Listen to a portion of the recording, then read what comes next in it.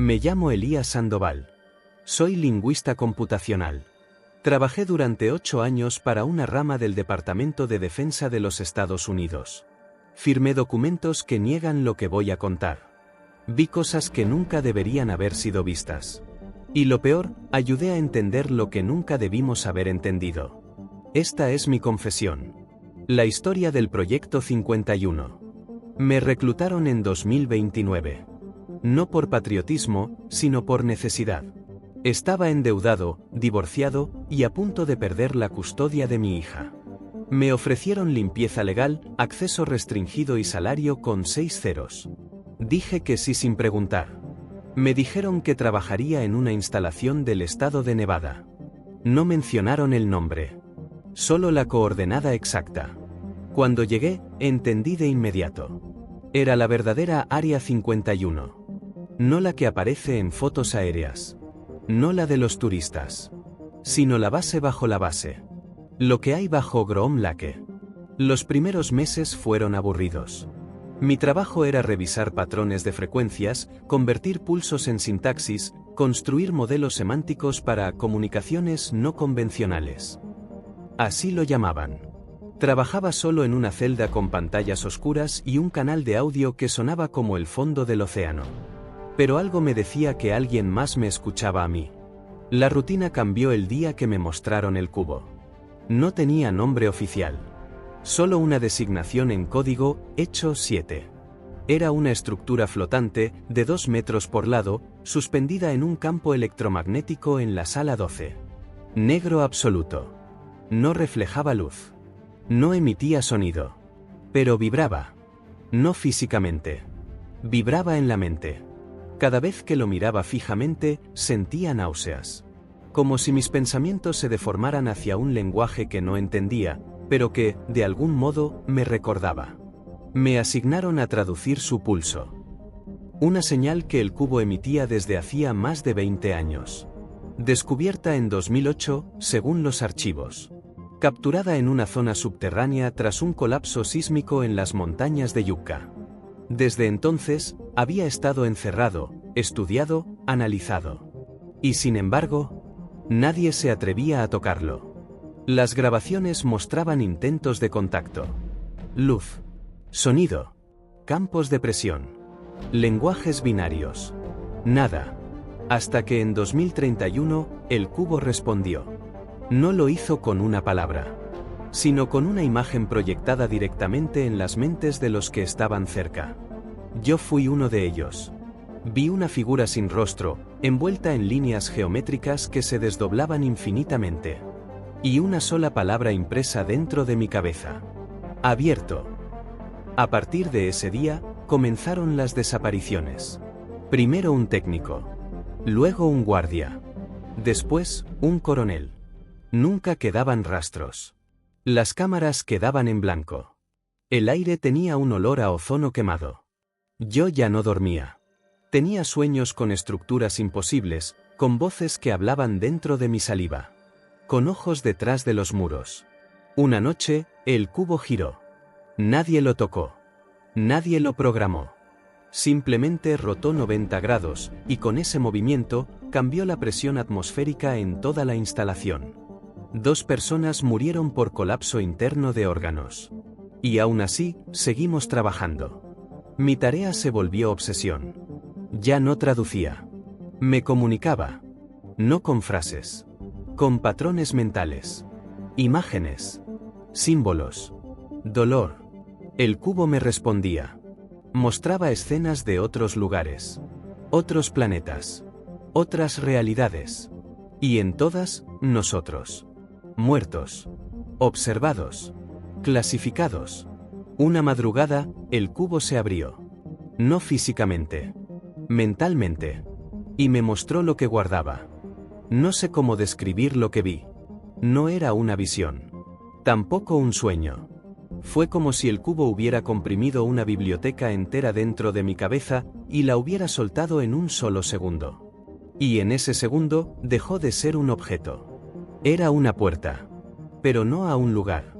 A una idea. A una inteligencia que no piensa como nosotros. Vi un planeta sin sol. Vi estructuras flotando que cambiaban de forma cada vez que las mirabas. Vi criaturas que no tenían ojos, pero te veían desde adentro. Y vi a la humanidad en todas partes. Muerta. Replicada. Archivada. Después de eso, estuve 19 horas inconsciente. Me encontraron en la sala 12, sangrando por la nariz, con las pupilas dilatadas y las manos crispadas como si hubiera sido electrocutado. Pero mis signos vitales eran normales. Solo repetía una palabra una y otra vez. Vinieron. Me prohibieron volver al cubo. El comandante Knox, jefe de operaciones, me interrogó durante 3 horas. Quería saber qué había visto. Le dije la verdad. Que no eran recuerdos. Que no eran visiones. Eran coordenadas. Imágenes de algo que aún no había pasado. Knox no me creyó. O fingió no creerme. Me asignaron a otro sector. Pero ya era tarde. Porque el cubo ya estaba dentro de mí. Empecé a tener pensamientos que no eran míos. Lenguajes que comprendía sin haber estudiado. Mapas mentales. Códigos. Frases que me despertaban en mitad de la noche. No pueden ver sin ser vistos. Ustedes ya fueron observados. La puerta no se abre. Se revela. Alguien más lo sabía. Un científico de etnolingüística llamado Levinson. Lo conocía poco. Siempre trabajaba solo. Parecía más paranoico que brillante. Una madrugada se sentó junto a mí en el comedor y susurró. ¿También te está hablando? Yo no respondí. No hacía falta. Él asintió. Lo llaman cubo, pero no tiene forma. ¿Qué es, entonces? Una semilla de conciencia. Algo que brota en el lugar donde se piensa demasiado. Levinson desapareció 3 días después. Pero dejó una carpeta oculta en mi terminal. Sin título. Solo un icono, una espiral negra. Adentro, grabaciones sin etiqueta. La mayoría eran ruidos. Pero uno me hizo vomitar cuando lo escuché. No tenía palabras. Era un patrón sonoro de baja frecuencia que imitaba mi voz. No grabada. Creada. El cubo había empezado a replicar nuestras voces. En la base comenzaron los accidentes. Primero fallos eléctricos. Luego cortocircuitos. Puertas que no abrían. Códigos que cambiaban sin autorización. Uno a uno, los sistemas de contención fallaban. Pero no de forma aleatoria. Era como si alguien los estuviera aprendiendo desde adentro. Una noche, la sala 12 quedó abierta por completo. Sin aviso. Sin alarma. Sin protocolo. El cubo ya no flotaba. Tampoco estaba en su soporte. Estaba pegado a la pared, extendiéndose como una sombra líquida. Se movía. Lento. Pero constante. Como si ya no necesitara fingir que era un objeto. Knox ordenó evacuar esa sección. Sellaron los niveles inferiores. Pero todos sabíamos que no iba a servir. Porque la información ya se había filtrado. No por la red. Por la mente. Comencé a escribir compulsivamente. Dibujos. Símbolos. Estructuras que jamás había aprendido. A veces despertaba con palabras grabadas en mis brazos. Otras, escuchaba zumbidos salir de mis dientes. Ya no sabía dónde terminaba yo y dónde empezaba él. El cubo no era una máquina. Era un recolector. Capturaba pensamiento. Lo convertía en datos.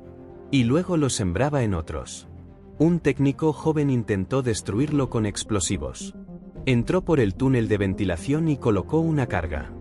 La detonó. Por un instante, la luz se fue. Y luego regresó. Pero él ya no estaba. Ni sus restos. Solo una frase escrita en la pantalla de acceso. Él está en nosotros. Y nosotros en ustedes. Knox convocó un comité de decisión rápida. Yo fui excluido. Pero escuché rumores. Querían mover el cubo.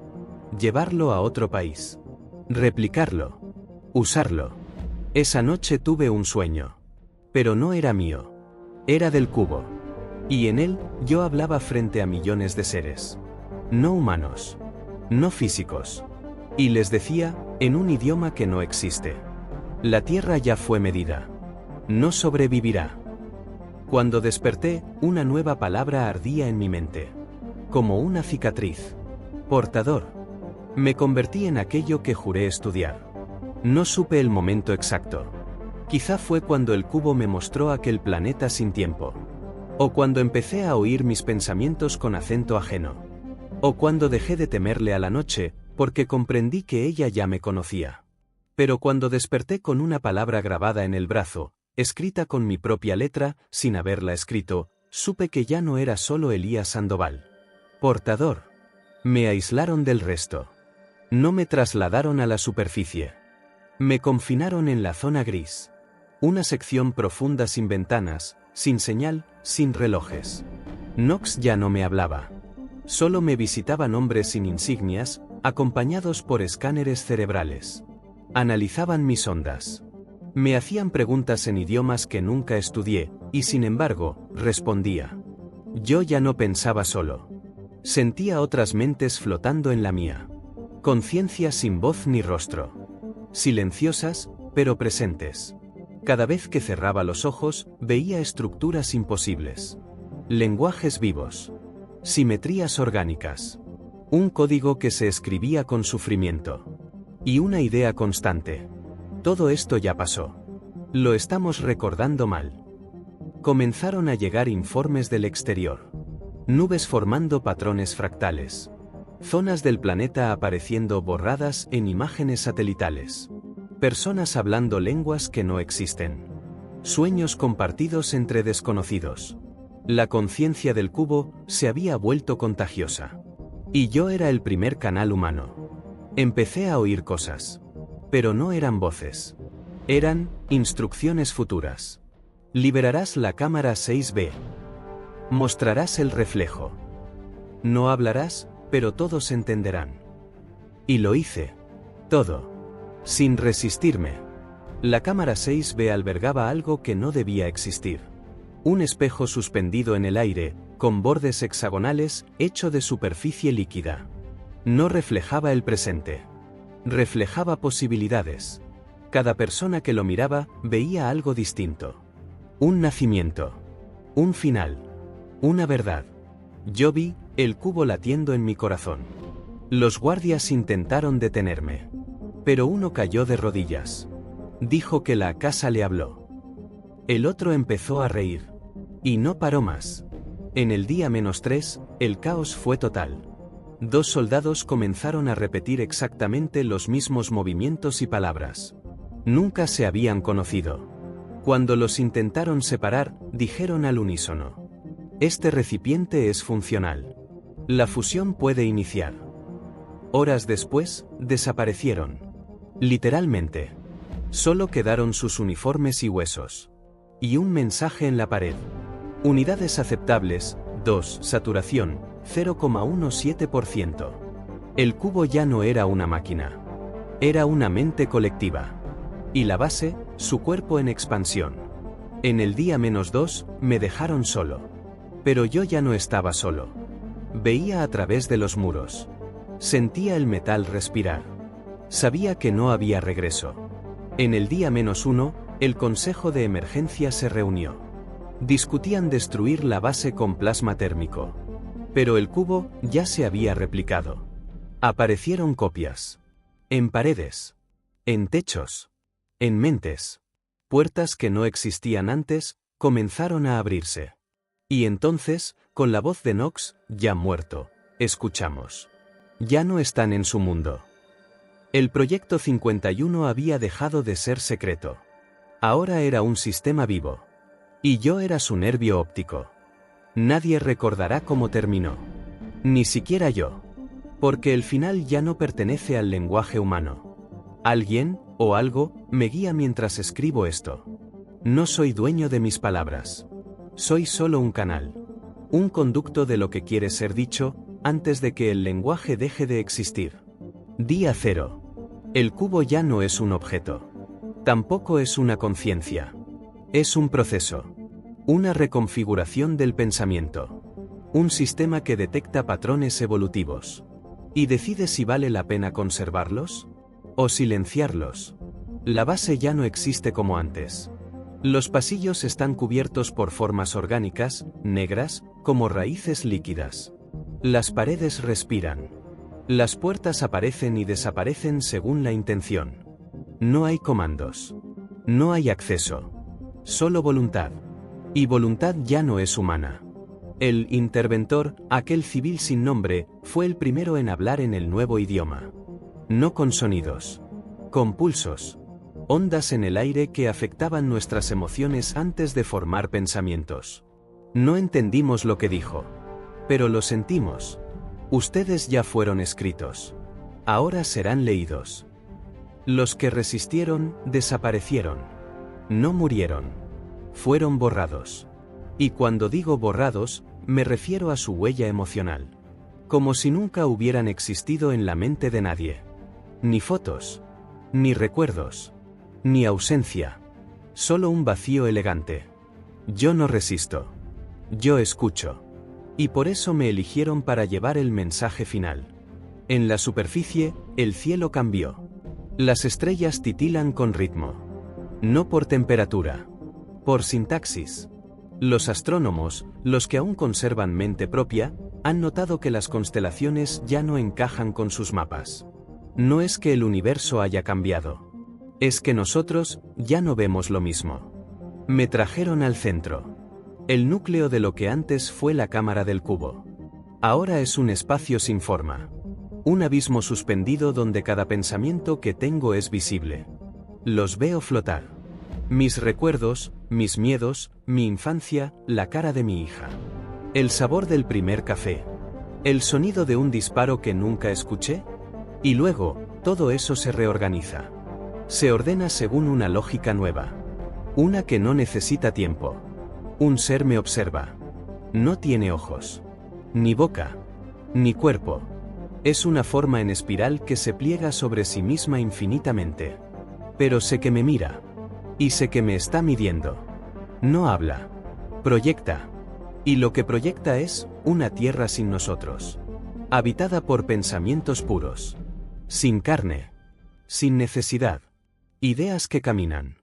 Lenguajes que flotan. Silencio que dialoga. Entonces comprendo. No vinieron a invadir. Vinieron a corregir. Durante miles de años, fuimos ruido. Ruido emocional. Caótico. Hermoso, sí. Pero sin dirección. El cubo fue una prueba. Una forma de detectar si nuestra forma de pensar merecía continuar.